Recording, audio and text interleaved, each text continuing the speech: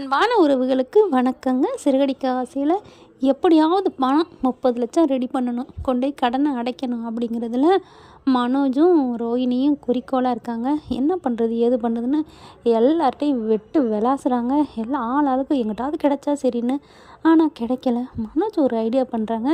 என்ன பண்ணலாம், நம்ம ஷோரூம் அடகு வைப்போமா, இல்லை ஷோரூமை விற்றுருவோமா? ஐயோ, நம்ம இப்போ தான் கெத்தாக வாழ்ந்துக்கிட்டு இருக்கோம், அதனால அதை தொட வேணாம், அதுக்கு என்ன பண்ணலாம் அப்படின்னு ஒரு யோசனை பண்ணுறாரு. அதுக்கப்புறம் யோசனை வந்துட்டு, இந்த வீட்டு பத்திரத்தை அடகு வைக்கலாமா? ஏற்கனவே அடகு வச்சது தானே, இது எப்படியும் கிட்டத்தட்ட 2 கோடிக்கு மேலே போகும். 30 லட்சம் தானே, நம்ம ஒரு 10 லட்சம் எக்ஸ்ட்ரா கேட்போம், 40 லட்ச ரூபாய்க்கு அடகு வைப்போம் அப்படின்ட்டு பத்திரம் அப்பா ரூமில் இருக்குது, அது எப்படி எடுக்கிறதுன்னு பார்க்குறாரு மனோஜ். அதுக்கப்புறம் பார்க்குறாங்க, முத்து மீனா எல்லோரும் வேலைக்கு போயிடுறாங்க.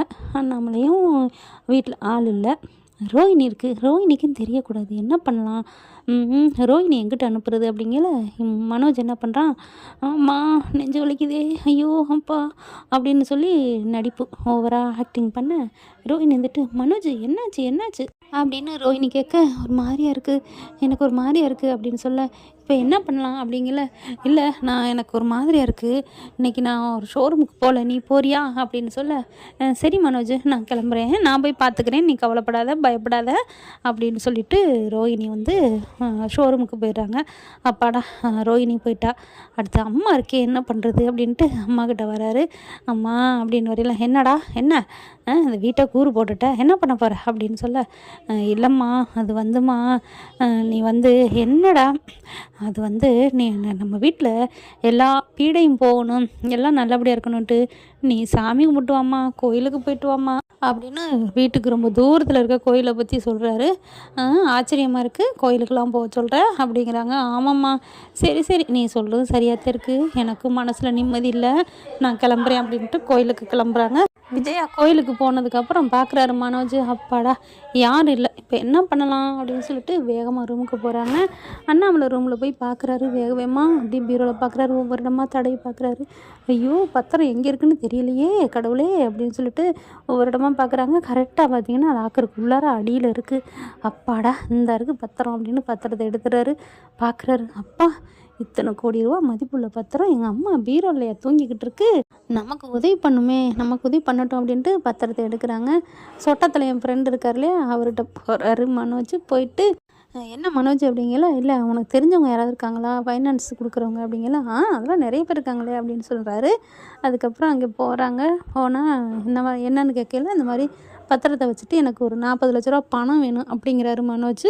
பத்திரத்தை பார்க்குறாங்க, இது நல்ல சிட்டிக்குள்ளே தான் இருக்குது, நல்ல மதிப்பான இடமா தான் இருக்குது, ஆனால் ஷூரிட்டி வேணுமேப்பா அப்படின்னு கேட்குறாங்க.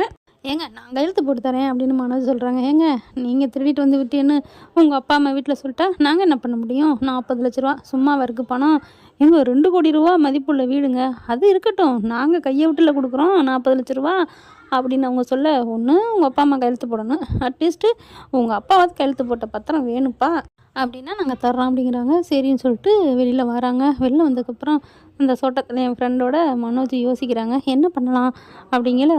சரி ஓகே அப்படின்னுட்டு அந்த கையெழுத்து போட்டு கொடுத்தாரு இல்லையா அந்த ஃபைனான்ஸ்காரங்க, அந்த 30 லட்ச ரூபா கொடுத்தாங்களே ஏற்கனவே, அவங்கக்கிட்ட போகிறாரு மனோஜ்.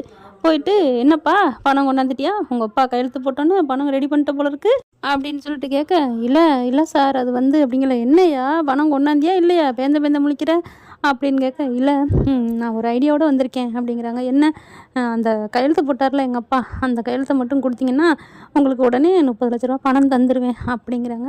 எப்படி அப்படிங்கிற பத்திரத்தை காமிக்கிறாரு, வீட்டு பத்திரத்தை. விவரத்தை சொன்னோன்னே, சரி நமக்கு காசு வந்தால் சரி அப்படின்னு சொல்லிட்டு அந்த அண்ணாமலை சைன் போட்ட பத்திரத்தை எடுத்துகிட்டு அந்த ஃபைனான்ஸ்கார இடத்துக்கு போகிறாங்க. அவங்களும் பேசுகிறாங்க. இல்லைங்க இதெல்லாம் நாங்கள் எப்படிங்க கொடுக்க முடியும் அப்படிங்கல மனோஜ் கெஞ்சுறாரு, ப்ளீஸ் ப்ளீஸ் அப்படின்னு சொல்லிட்டு. அதுக்கப்புறம் மனோஜையும் அவங்க ஃப்ரெண்டையும் வெளியில் இருக்க சொல்லிட்டு அந்த ஆள் இருக்கார் இல்லையா, அவரும் ஃபைனான்ஸ்காரர்களும் பேசுகிறாங்க. அவங்க 2 பேரும் கமிட்டி போடுறாங்க. இங்கே பாரு, இந்த இது நல்ல சிட்டிக்குள்ளே இருக்குது, இந்த வீடு எப்படியும் கிட்டத்தட்ட 2 கோடிக்கு மேலே போகும், அவன் என்ன 40 லட்சம் தானே கேட்குறேன், 40 லட்சம் அவனுக்கு கொடு, எனக்கு மீதி 60 லட்சத்தை கொடு, உனக்கு 1 கோடி ரூபா லாபம், என்ன சொல்கிற, வீட்டை முடிச்சுக்கோமா அப்படின்னு கேட்க, இவனும் கையெழுத்து போட்டுருவான், அந்த அண்ணாமலை கையெழுத்தும் இருக்குது, இந்த 2 கையெழுத்த விட வேறு என்னையா வேணும்? மீதி 1,00,00,000 வச்சு நீ கொஞ்சம் கொஞ்சம் செலவு பண்ணி மற்றதை கரெக்ட் பண்ணிக்கோ அப்படின்னு சொல்ல, நீங்கள் நீ தைரியமாக துணை இருந்தால் நான் பார்த்துக்கிறேன் அப்படிங்கிறாங்க. சரின்னு சொல்லிட்டு மனோஜை உள்ளுக்க வர வைக்கிறாங்க. மனோஜ் வந்ததுக்கப்புறம் சரியா நான் பணம் தரேன், அப்பா ரொம்ப சந்தோஷம் அப்படிங்கிறாரு மனோஜ். அதுக்கப்புறம் பார்த்திங்கன்னா பணத்தை 40,00,000 கொடுக்குறாங்க. 30,00,000 அந்த வாங்கினவர்கிட்ட கொடுத்துட்றாரு.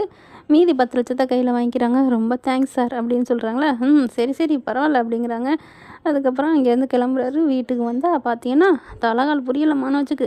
பயங்கர சந்தோஷமாக வராரு. என்னடா ரொம்ப ஓவராக ஆடுற? ஒன்றும் இல்லைங்க, எனக்கு என்ன கவலை, இனிமே யாரும் பயப்பட தேவையில்லை, 30,00,000 நான் கடையை அடைச்சிட்டேன் அப்படின்னு சொல்ல. 30,00,000 அடைச்சேன்? எப்படி அடைச்சேன்? அடைச்சிட்டேன், உங்களுக்கு இது தேவையில்லை அப்படின்னு சொல்ல. டேய் அப்பா கையெழுத்து போட்டது எங்கடா, அதை கேட்க வேண்டியதானே அப்படின்னு சொல்ல. கையெழுத்து போட்டதானே இந்த இருக்குது அப்படின்னு டூப்ளிகேட்டாக ரெடி பண்ணி கொண்டாந்து கொடுத்துட்றாருங்க. அதே மாதிரி வீட்டு பத்திரத்தையும் டூப்ளிகேட்டாக ரெடி பண்ணி கரெக்டாக ஆள்லாம் நேரத்தில் வந்து அம்மா ரூமில் வச்சிடுறாங்க. சாமி கும்பிட போன விஜய், ஏண்டா கோயிலுக்கு போக சொன்னேன் உடனே காணோம் அப்படிங்கிறாங்க. என்னம்மா நான் வேலைக்கு போயிட்டேன் அப்படிங்கிறாங்க. என்ன மனோஜ் நீ ஷோரூமுக்கு வரல, அப்புறம் இங்கே போனேன்? எங்கேயோ போனேன், வெளியில் ஷோரூம் வேலையாக போனேன், இந்த பணம் அலையிறதுக்கு நான் போனேன் விடேன் அப்படின்னு ரோஹிணி அதட்டுறாரு. அதுக்கப்புறம் இனிமேல் நீங்கள் யாரும் பயப்பட தேவையில்லை அப்படின்னு சொல்ல முத்து பார்க்குறாரு. அப்பா இவனுக்கு எப்படி பணம் வந்துச்சு, என்னென்னு வந்துச்சுன்னு தெரியலையே அப்படின்னு முத்து டவுட்டாக இருக்க. எப்படியோ கடை அடைச்சிட்டேன்ல, நிம்மதி தான் விடுங்க அப்படிங்கிறாங்க. அடுத்து பார்த்தா அப்படியே உள்ளுக்குள்ள கூட்டிகிட்டு போய் ரோஹிணியை கூப்பிட்டு இங்கே வா அப்படின்னு சொல்லிட்டு, இங்கே பார்த்தியா 10,00,000 அப்படிங்கிறாங்க. மனோஜ் ஏது இவ்வளோ பணம் அப்படிங்கல, அதெல்லாம் ஒரு ட்ரிக் இருக்குது விடு, இந்த 10,00,000 வச்சு நம்ம நல்லா ஜாலியாக இங்கே பாருங்கள், அதெல்லாம் ஜாலிங்கிறதெல்லாம் வேணாம், கடை அடைப்போம். என்ன கடை இருக்குது? ஷோரூமுக்கு ஜாமான் வாங்கி போடணும், எனக்கு இதில் 2,00,000 கொடு மனோஜ் அப்படிங்குது. ஏன்னா ஸ்ருதி அம்மாவுக்கு 2,00,000 கொடுக்கணும் இல்லையா, ஊரை சுற்றி கடை வாங்கியில் வச்சுருக்கு. சரி பார்க்கலாம் அப்படிங்கிறாங்க. ரொம்ப ஜாலியாக இருக்கிறாங்க. அடுத்து பார்த்திங்கன்னா மறுநாள் எல்லாம் ரெடி ஆகிட்டு இருக்காங்க வேலைக்கு போகிறதுக்கு. கரெக்டாக பார்த்திங்கன்னா அந்த வீடு வாங்கினவன், அதாவது பணம் கொடுத்தேன் இல்லையா, அவன் வந்துடுறான். வந்த கையோட அப்புறம் எல்லோரும் எப்போ காலி பண்ணுறீங்க அப்படின்னு சொல்ல. என்னது காலி பண்ணுறீங்களா? எதுக்கு? என்னப்பா வீடை விற்றாச்சுன்னா நீங்கள் காலி பண்ணி தானே ஆகணும். என்னது நாங்கள் வீடு விற்றோமா? யார் வீடு விற்றது அப்படின்னு முத்து வந்து கேட்குறாரு. விஜயாவும் அதே மாதிரி வந்து கேட்க, அப்போ பார்க்குறாங்க. என்னப்பா மனோஜ் அப்படிங்கிற. ஐயோ என்னது அப்படின்னு. என்னையா நான் எப்போ வீடு விற்றேன் அப்படின்னு கேட்க. நீ தானே வீடை விற்று பணம் வாங்கினியே, என்ன மறந்துட்டியா அப்படின்னு சொல்ல. நான் அது வந்துங்களே என்னடா பண்ணி தொலைச்சா அப்படின்னு முத்து போயிட்டு மனோஜ் அடிக்கிறாங்க. இங்கே பாருங்கள், இவர் பணத்தை வாங்கிட்டார், வீட்டை விற்றுட்டார் அப்படின்னு சொல்ல. என்னங்க விற்றாரு? ஆமாங்க 1,00,00,000 ரூபாய்க்கு விற்றுருக்கேன் அப்படின்னு சொன்னோடனே மனோஜுக்கு தூக்கி வாரி போடுது. என்னது 1 கோடியா? அப்படிலாம் இல்லை, நீ 40,00,000 ரூபாய்க்கு தான் வீடை உனக்கு அடமானம் தான் வச்சேன், வீடை விற்கலை அப்படின்னு சொல்ல. அதெல்லாம் இல்லை, 1,00,00,000 ரூபாய்க்கு விற்றுருக்காரு. இந்த பாருங்கள் சைன் போட்டிருக்காரு. அது சரி, எங்கள் அப்பா சைன் இல்லாமல் நீ எப்படி விற்க போகுதுந்தா? அவங்க அப்பா சைன் தான் போட்டிருக்காரு அப்படின்னு காமிச்சோன்னா ஆடி போகிறாங்க. இவனால் ஒரு நாளைக்கு நடுத்தருவுக்கு நிற்பேன்னு சொன்னமே கேட்டிங்களா அப்படின்னு முத்து துள்ளுறாரு. விஜயா ஆடி போகிறாங்க. மனோஜை போட்டு சாத்துன்னு சாத்துறாங்க. இங்கே பாருங்கள், உங்களுக்குள்ள பஞ்சாயத்தை தீர்த்துக்குங்க, நாளைக்கு என்ன பண்ணிக்கோங்க, எனக்கு தேவையில்லை, இப்போ நீங்கள் காலி பண்ணணும் அப்படிங்கிறாங்க. ஏங்க இது எங்கள் வீடுங்க, நாங்கள் எப்படிங்க காலி பண்ண முடியும், இந்த வீட்டோட வாரிசு நாங்கள் எல்லோரும் இருக்கிறோம் அப்படிங்கிறாங்க. என்ன எங்கள் அம்மா கையெழுத்து போடலை அப்படின்னு சொல்ல. இங்கே பாருங்கள் அதெல்லாம் முடியாது, மெயினான ஆள் இவங்க 2 பேரும் கையெழுத்து போட்டு கொடுத்துருக்காங்க, 1 கோடி ரூபா வாங்கியிருக்காரு, அவ்வளோதான். இல்லையா நீங்கள் வேணுங்கிறீங்களா, 1 கோடி ரூபா கொடுத்துட்டு வேணால் பத்திரத்தை வாங்கிக்கோங்க அப்படிங்கிறாங்க. வேறு வழி இல்லை, எல்லோரும் திருன்னு முழிக்கிறாங்க. முத்து ஓவராக துள்ளுறாங்க. இங்கே பாருங்கள், நீங்கள் இப்படிலாம் பண்ணுவீங்கன்னு தெரிஞ்சுதான் நான் போலீஸோடு வந்திருக்கிறேன் அப்படின்னு சொல்லிட்டு போலீஸை கூப்பிட்றாங்க. போலீஸ் என்ன பண்ணுறாங்க, இங்கே பாருங்கள் நீங்கள் சைன் போட்டிருக்கீங்க நம்மள மனோஜ், அதனால் ஒன்றும் பண்ண முடியாது, இவர் 1 கோடி ரூபா கொடுத்துறாரு இல்லையா, 1 கோடி ரூபா வைங்க, அதுக்கப்புறம் அந்த வீட்டுக்குள்ளே போங்க அப்படிங்கிறாங்க. அப்படியே ஆடி போகிறாங்க. அட பாவின்னு சொல்லி அடிக்கிறாங்க.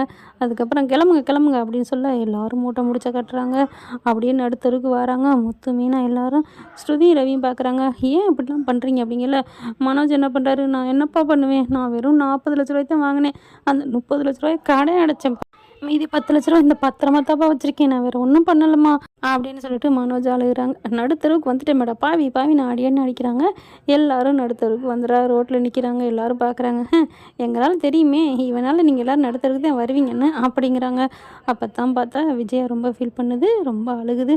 பாவின்னு அடிக்குது. அன்னைக்கு என்ன நீங்கள் அவன் பண்ண தப்புக்கு என்னை மாட்டி விட்டான், அப்போவே நீங்கள் அவனை நம்பாமல் என்னை நம்பியிருந்தீங்கன்னா இந்தளவுக்கு இவன் வந்திருக்க மாட்டான், அவனை தலையில் தூக்கி வச்சு ஆனீங்களே, இப்போ என்ன நிலைமைக்கு ஆளாயிட்டீங்க பார்த்தீங்களா அப்படின்னு சொல்லிட்டு கத்துறாங்க.